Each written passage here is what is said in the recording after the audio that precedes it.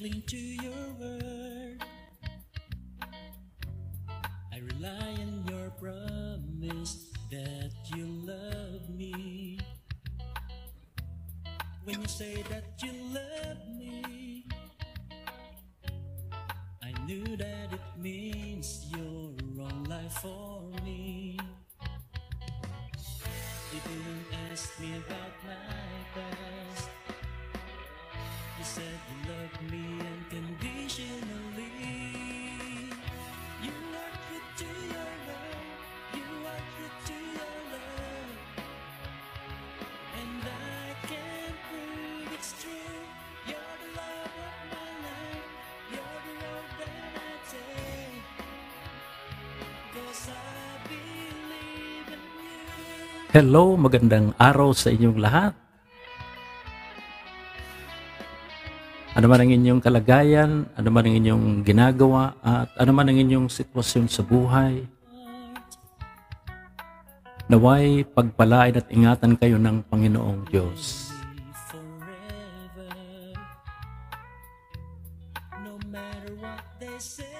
Naway subaganang biyaya at habag ng Panginoong Hesus sa ating buhay sa tulong ng Espiritu Santo.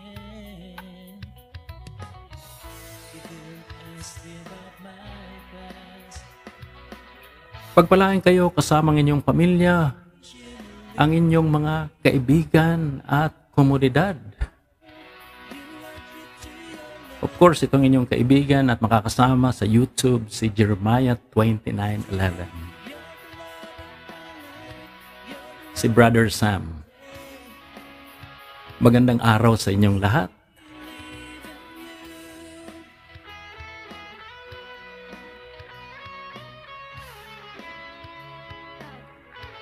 Sa ating pagsasama-sama, magkakaroon tayo ng 24 na pag-aaral or 24 series of teaching tungkol sa church. Kinapapaloob nito ng iba't ibang paksa na may kaugnayan sa church or iglesia. Of course, tulong ng banal na kasulatan, sa tulong ng Espiritu Santo, sa tamang konteksto ng pag-aaral at sa tamang pagpapaliwanag. Naway maunawaan natin ang usaping ito sa ikatataas ng Diyos.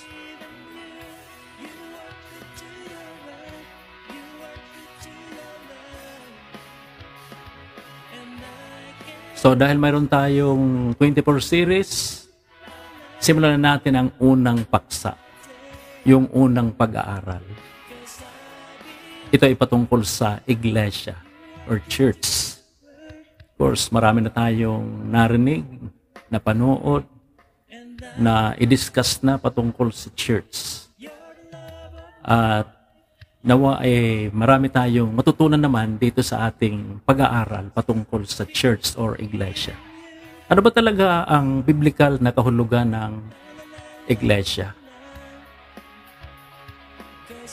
Ang salitang iglesia ay nagmula sa dalawang Griegong salita na ek or EKK na ang ibig sabihin ay mula sa at kales na ang ibig sabihin ay tinawag. Na kung ito'y pagsasamahin ay sa isang salita ito ay tinatawag na iglesia. Kaya ang salitang ito ay nangangahulugang tinawag mula sa na tumutukoy sa grupo ng mga tao. So, pagpatuloy pa natin. Ang malinaw na kahulugan ng iglesia ay hindi tumutukoy sa isang gusali o relihiyon, kundi ito ay tumutukoy sa mga taong tinawag ng Diyos.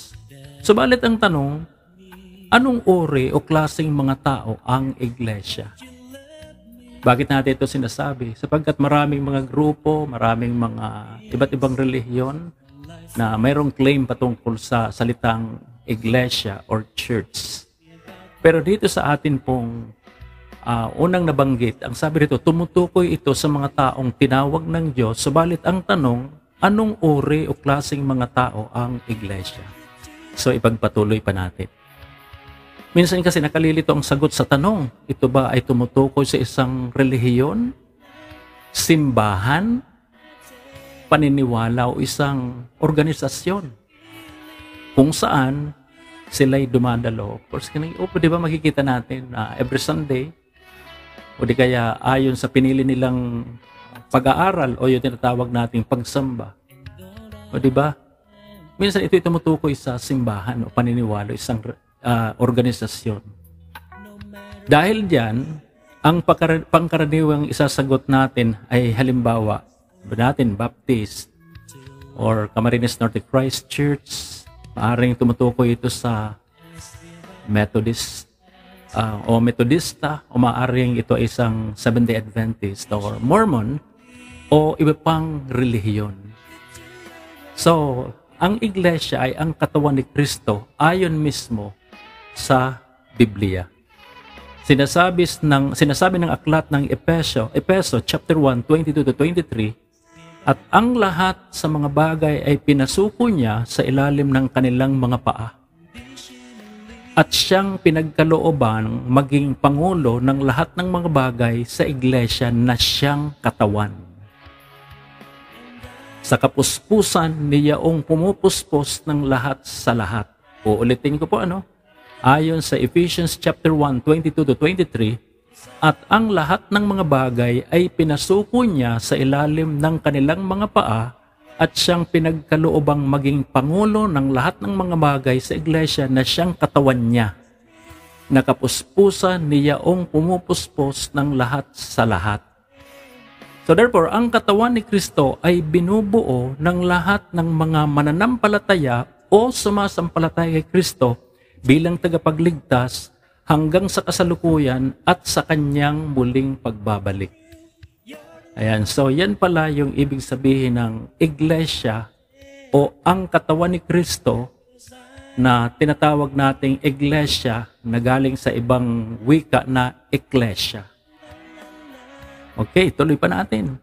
Ayon naman dito sa Efeso chapter 4 verse 4, may iisang katawan at iisang espiritu, kung paanong may iisang pag-asa na para doon kayo'y tinawag ng Diyos. Ayan, sabi dito, kung paanong may iisang pag-asa na para doon kayo'y tinawag ng Diyos.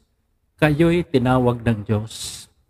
May iisang Panginoon, iisang pananampalataya at iisang bautismo. Iisang Diyos sa tama nating lahat, siya ihigit sa lahat, kumikilo sa lahat, at nananatili sa lahat. Kaya ngayon, based from the biblical definition or kahulugan ng iglesia, syempre, ang mangyayari dyan, maraming mga iba't ibang mga samahan or grupo or mananampalataya na nagkakanya-kanya ng kanyang claim. Okay, na kami ang totoong iglesia. Pero ang pinakamaganda dapat, kung ano ba talaga ang sinasabi sa Bible patungkol sa iglesia or church or ecclesia or katawan ni Kristo. Tinatawag rin itong temple of God. Okay, tuloy pa natin. Ang iglesia ay mga taong pinili ng Diyos. O sabihin natin na if you claim that ikaw ay pinili ng Diyos, at ayon sa Biblia na ikaw ay pinili niya, ibig sabihin, may karapatan kang sabihin na ako ay iglesia or church. Kahit pa yan ay plural or tinatawag nating singular, kung ikaw ay sumasampalataya kay Jesus, ikaw ay naniniwala ka na tinawag ka ng Diyos, ibig sabihin, ikaw ay iglesia. Siyempre, kanya-kanyang claim. Kung ano man ang umiiral na relihiyon ngayon, siyempre, ang babasehan na natin yung Bible, hindi yung claim ng isang tagapamuno ng isang iglesia. Okay. Sabi rito, ang iglesia ay mga taong pinili ng Diyos. Yan ay nasa 1 Peter chapter 2, 9-10. Ano ang sabi rito? Papapansin nyo rito ang mga pronoun ay plural. Tingnan nyo rito.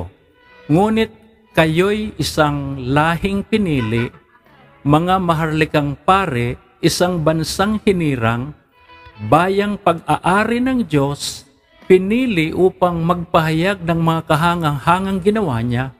Siya ang tumawag sa inyo mula sa kadiliman patungo sa kanyang kahangahangang kaliwanagan.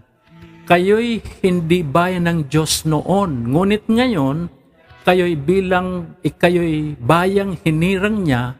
Noon ay hindi kayo nakatanggap ng habag, ngunit ngayon tumanggap na kayo ng kanyang habag. So, yan ay nagpapatunay na yung mga taong sumampalataya kay Jesus at siya ay tinawag niya sa pamamagitan ng kanyang kamatayan sa cross. Ibig sabihin, si Jesus Christ ay namatay para sa atin. Tayo ay pinalaya, tayo ay tinatawag nating pinatawad. At ikaw ay naniniwala na sa Jesus ang iyong tagapagligtas, ibig sabihin, ikaw ay iglesia.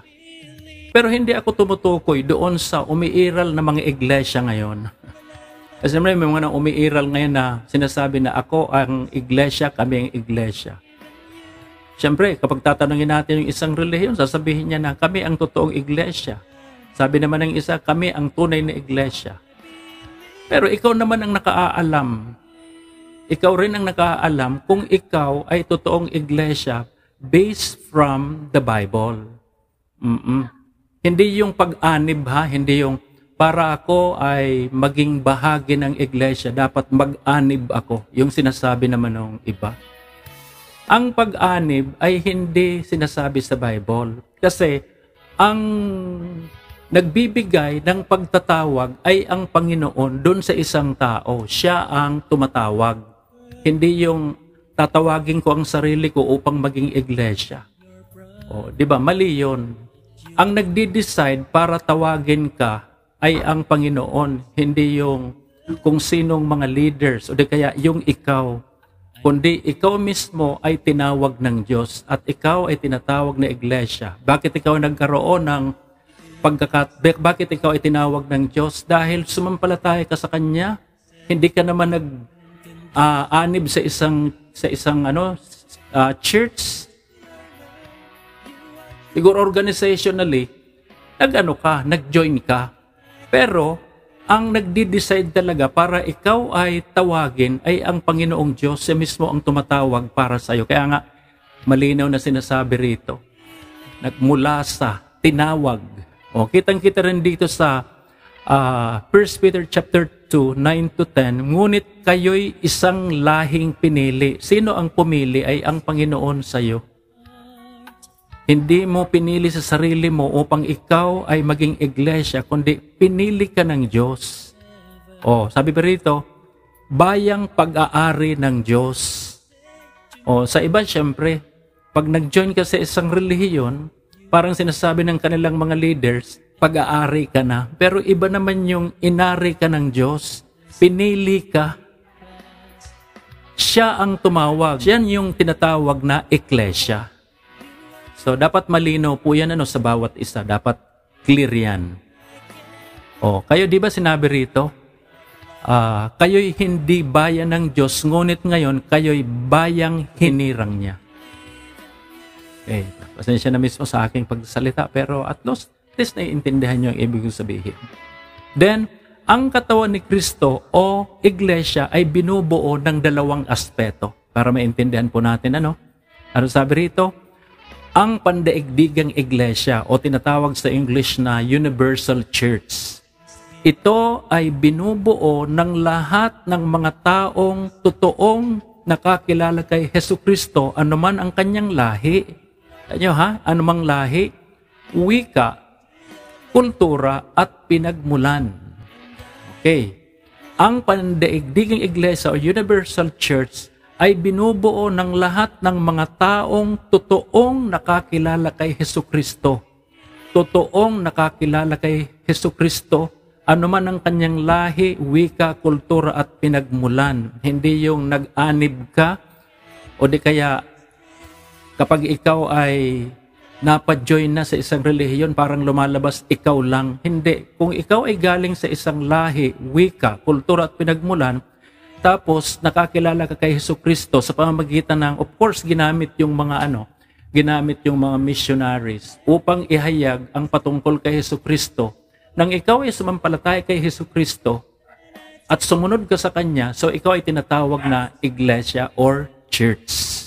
Sinasabi sa aklat ng 1 Corinthians chapter 12 verse 13, sabi rito malinaw, sapagkat sa isang espiritu ay binabautismohan tayong lahat sa iisang katawan, maging tayo'y Hudyo or Griego, maging mga alipin o mga laya. At tayong lahat ay pinainom sa isang espiritu. Makikita natin na ang lahat ng mga nananampalataya kay Jesus ay bahagi na ng katawan ni Kristo. Ang totoong iglesia ng Diyos ay hindi isang relihiyon, gusali o denominasyon. Ang pandaigdigang iglesia ng Diyos or Universal Church ay ang lahat ng mga tumanggap ng kaligtasan sa pamamagitan ni Hesukristo. Ayan. So, hindi ko naman ginajudge yung iba. Pero kung naiintindihan natin yung sinasabi sa Bible patungkol sa sino ba ang iglesia or church at paano malalaman na ikaw ay totoong iglesia, ito yung mga definition. Yan yung sinasabi sa Bible, hindi yung definition ng isang relihiyon. Ang basis kasi talaga natin ay ang Biblia, hindi ang kung sino-sino. Number 2, mayroon ng taong tinatawag na ang lokal na iglesia or local church. Sabi rito, ito ay inilarawan sa aklat ng Galatia chapter 1, 1-2. Ano ang sabi rito? Si Pablo na apostol hindi mula sa mga tao ni sa pamamagitan man ng tao, kundi sa pamamagitan ni Hesukristo at ng Diyos Ama na siyang sa kanya'y muling bumuhay, at ang lahat ng mga kapatid ng mga kasama ko sa mga iglesia ng Galatia. So dito, nakikita natin na sa probensya ng Galatia ay mayroong iglesia. Mayroong mga tinawag ng Diyos doon sa lugar na yon. Ito ang tinatawag nating mga lokal na iglesia. So halimbawa, para maintindihan natin ito, di ba maraming mga tinatawag nating kontinente? Ang bawat kontinente ay mayroong mga tinatawag na mga bansa. Doon sa mga bansang ito, may mga nagbahagi ng salita ng Diyos. Of course, sila ay nagsama-sama dahil sa iisang pananampalataya, iisang bautismo, iisang espiritu, and then nauunawaan nila ang salita ng Diyos. Siyempre, yung mga taong yon, sa mga lugar na yon, ang tawag dyan ay local church. Pag pumunta naman sa isang lugar, may mga local church, and then dito sa ating sariling bansa, mayroong tinatawag na local church.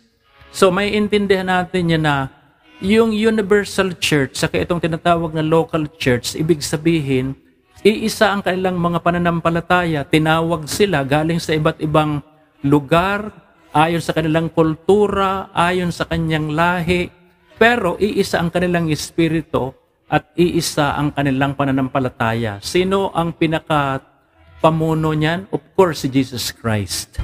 So yan po yung pagkakakilanlan at pagkakaalam patungkol sa iglesia or church. So sa ating pagtatapos, ayon sa Biblia, ang iglesia ay ang katawan ni Kristo. Ito ay pinili ng Diyos at binubuo ng lahat ng mga sumasampalataya, sumusunod at nagpasakop kay Hesukristo bilang tagapagligtas. Yan ay sinasabi sa John 3:16 at 1 Corinthians chapter 12 verse 13. Ang katawan ni Kristo ay may pandaigdigan at lokal ayon sa kanyang lugar, lahi, wika at kultura. So, makikita natin dito na pag sinabi iglesia, hindi dapat ito sabihin na kami lang ang tamang iglesia. Ang sasabihin naman ng isa, kami lamang ang may karapatang maging bahagi ng iglesia. Hindi po. Para maintindihan nating mabuti ito, dapat makita natin kung ano ang sinasabi ng Bible patungkol sa definition at kahulugan ng iglesia. So, I hope naintindihan po natin ito at sa mga darating pang panahon, meron pa tayong magdidiscuss pa tayo patungkol sa church at ito po ay kapapalooban ito ng 24 series of topic about the church or iglesia. Ngayon, nasa ano pa lang tayo? Nasa unang pag-aaral pa lang. Sa susunod nating pag-aaral, pag-aaralan naman natin yung tinatawag na ang ulo ng iglesia. Ano ba ang ibig sabihin yan? Kung meron tayong tinatawag na katawan ni Kristo, ang katawan ni Kristo ay ang iglesia, ang church or iglesia. Sino naman ang head nito? At naway ingatan kayo ng Panginoon araw-araw. No matter what they say.